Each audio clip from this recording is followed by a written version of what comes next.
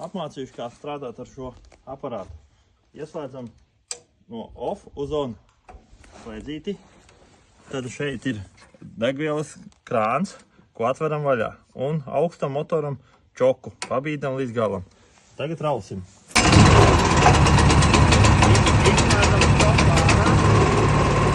Tagad vēl kādi minūti parūti tādos mazos apgriezumos, lai iesūst motors. Tad varēsim sākt. Jau liekam gāzi. Sēstam arī dziek. Paļāņam gāzi.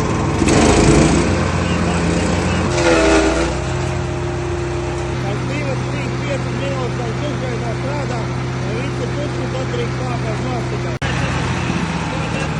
Noliekam tā, lai visu nomierinātu mazajiem apgriezieniem.